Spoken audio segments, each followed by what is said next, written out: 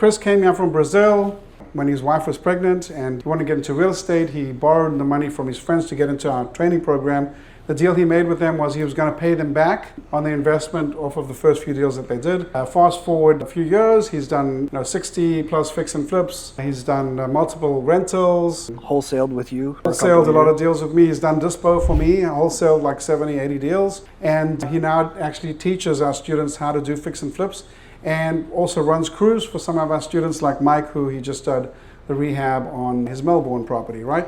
So basically, a lot of the people in this room, Chris, are new and they're looking to try and get into this, maybe buy their first rental, do their first fix and flip. Share your story with everyone. You've got, yes. And so how about we give a warm welcome to Chris. Okay, I'm going to share a little bit of my story with you guys. Like Lex mentioned, I got here on Christmas Day of 2016. My wife was pregnant. Right when I left Brazil, I knew I wanted to get into real estate. So I had a clear picture of what I wanted to do, but I didn't know how to go about it. So first I looked at like an MBA. I have my bachelor's, looked at an MBA of real estate, didn't find anything.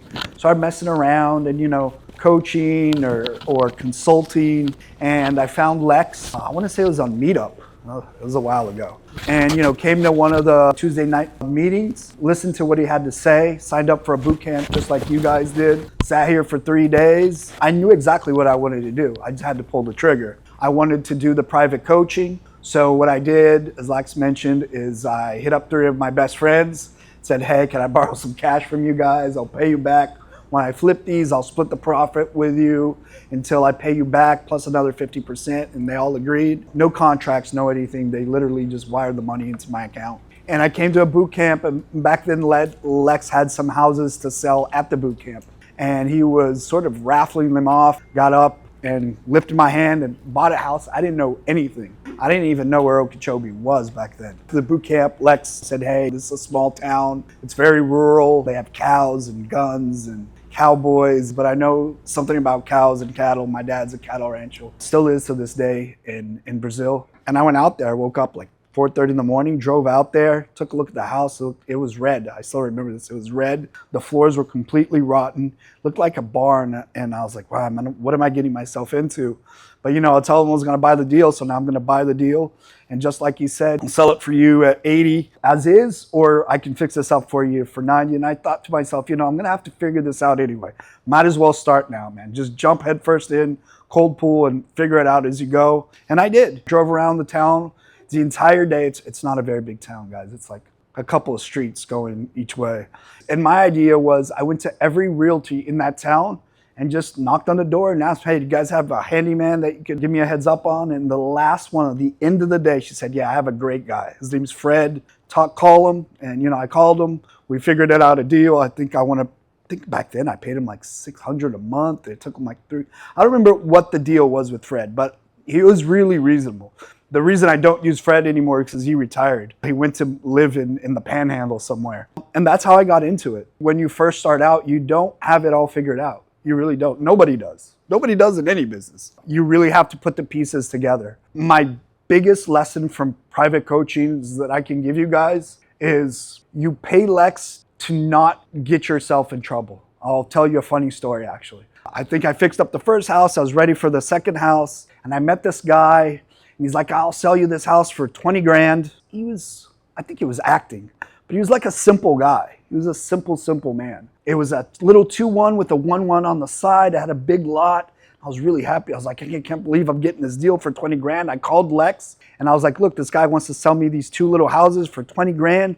The only thing is he doesn't want to use a title company. He just wants me to stroke him a check and he's going to do a quick claim deed. And I was like, I'm ready to go to the bank. He's like, Chris, before you start stroking checks to people you don't know, why don't you roll over to the property appraiser in Okeechobee and figure this out? So I walked in. I was like, oh, here's the address, 123 Main Street. And the lady looks it up and goes, I told this guy 100 times that house is coming down next week. And there's nothing he can do. That gives you a lesson on, you pay Lex to help you not get in trouble as much as the learning blocks you learn along the way. He's there to help you put the pieces together. But you got to open up the box and take the pieces out of the box. You have to figure it out, and Lex is there to guide you. Another thing is we all have different backgrounds, different economic backgrounds. We each have our perceived advantages and disadvantages. When I sat down with Lex, I told him my story, and we figured out a game plan that was good for me, which is very different than it was for Andy or for Cam or for anybody in this room. We're all different. We don't all fit, one size does not fit all. And that's, I think, is the biggest difference in Lex's coaching. He'll sit down, he'll listen to you, and you'll figure out what you can and can't do, what you can start off with and what you can't. And that's everything. To start off on the right foot, you don't get discouraged and you start building upon that. It doesn't come overnight. It takes time. It really does. But you put the pieces together and he's there to make sure that the pieces don't fall apart. I think that's the biggest thing I can tell you about private coaching. He'll hold your hand and he'll tell you what to do, but like I said, especially what not to do. I set out starting to be a landlord. I dove deep for my first year. All I did was buy rentals. That's all I did. I didn't think about fixing and flipping, and I didn't think about wholesaling. I just wanted to be a landlord. And once after the first year, I was confident enough that I said, hey, I think I can learn the next step. The next year, my second year, all I did was fix and flips. I didn't wholesale. I didn't buy rentals. All I did was fix and flips. I learned the difference from fixing a rental and fixing a retail house, and that's all I did. And then my third year, I don't want to start buying from wholesalers. I want to learn how to find my own deals. So my third year, Lex was looking for a guy to do dispo, and he called me and says, do you have any ideas? And I was like, yeah, me, man. Help me, hire me. And I worked for him for 2 years, and I was his dispo manager, and I learned a lot about the business. I learned how to find my own deals, how to market to those people, what to say, what not to say, what times to approach a house, when not to approach a house, and all that there is. It took me years to get where I am now. I run 2-3 crews at the same time. Right now I have 6 deals going on, and I always have a rotation. It's like a factory. Something's putting on the MLS, something's coming back in. And I buy about 1 or 2, and I sell about 1 or 2. I keep, every month I usually have something to sell. Right now, next week, I have deal closing. You guys can look it up. It's 1551 Northeast 14th Street.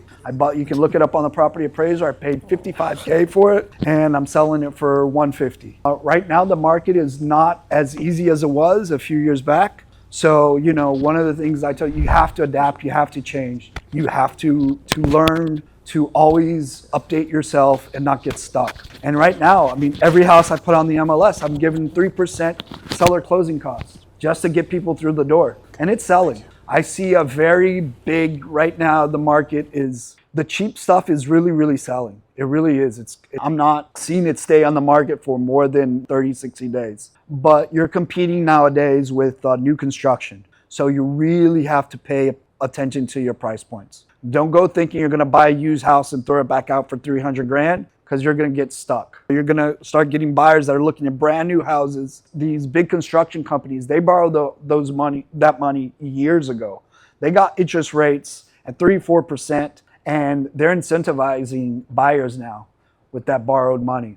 So really have to pay attention to what you're doing. And that's one of the things that Lex always does. I've been through these boot camps for years, and every single time there's new content. Yesterday we were gonna have lunch, and he didn't, because he was here preparing a presentation, an updated presentation for you guys. So you're not seeing recycled material. You're seeing what's out there now, today, this week, this month, what the market looks like now. And we each have our different wants and needs. Some of you guys want to be wholesalers, some of you guys want to be landlords, and some of you guys just want to fix and flip. And your wants and needs changes over the years.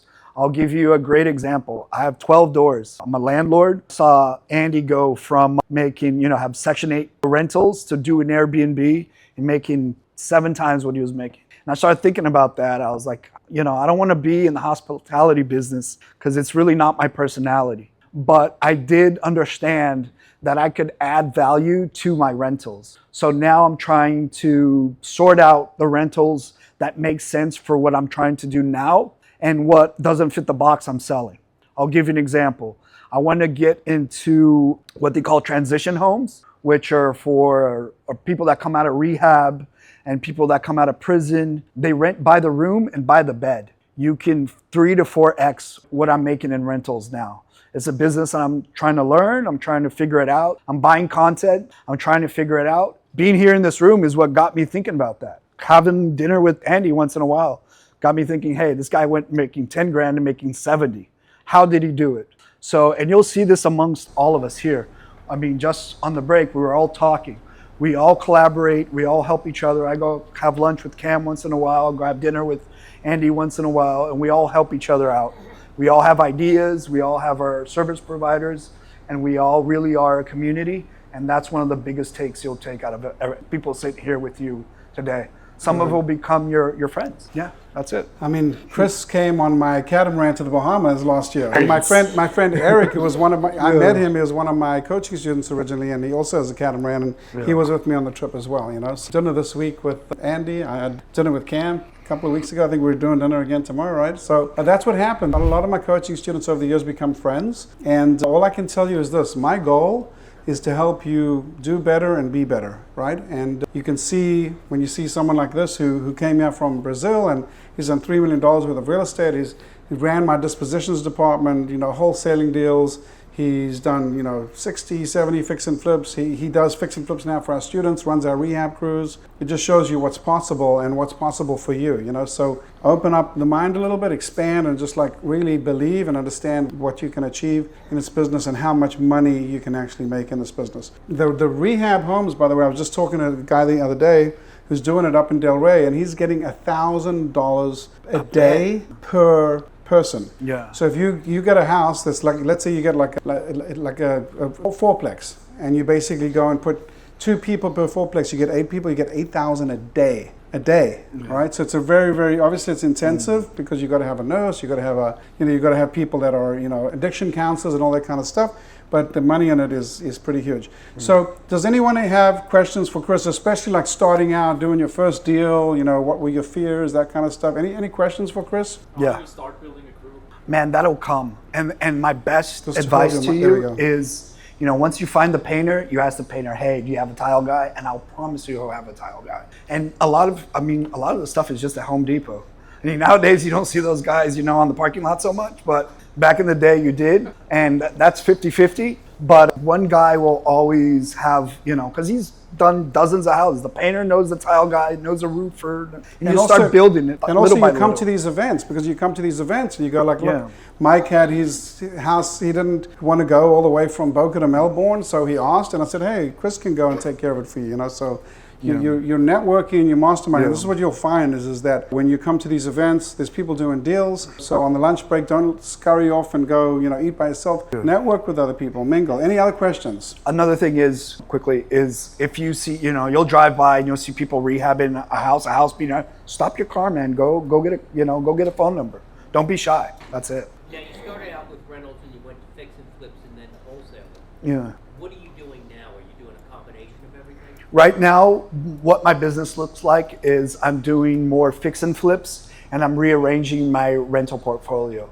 I'm getting rid of the small houses, the little 2-1s, and keeping the larger houses that I can outfit with more bedrooms, so I can put people in there by the bed and make more money. And I think you've got an opportunity out there in Okeechobee, because a lot of people go out to Okeechobee to go like bass fishing. Yeah. The largest bass in the world was caught in Lake Okeechobee. Yeah.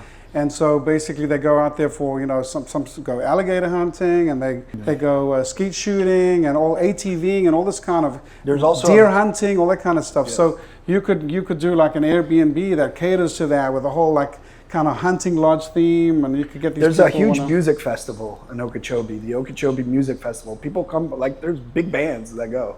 It's a big, huge festival. So it's a small town, but it has a lot of money going through it. It really does. Okay, so no more questions for Chris. How do you make $1 million in real estate in your first couple of years? You're looking right here at someone who's done it, and obviously he's done it very well. I trust Chris enough that, like, let's say for example on Dale's deal he did in Melbourne, he bought a house for $94,000. Chris went out to check out the property to do the inspection for me for the hard money loan. Like I said, he's rehabbing deals for students now. So we're doing our best to help you guys from start to finish. So literally, if you're a private coaching student of mine, helping you find a house, helping you fix it up, helping you sell it or rent it or do whatever you want to do with it, right? And ultimately the goal is for you to make as much or more money as what you paid on your first deal, and that's before the tax credits. Mike, you had another question? Yeah, just wondering, how are your partners involved anymore, or have you paid them off? No, I paid them off.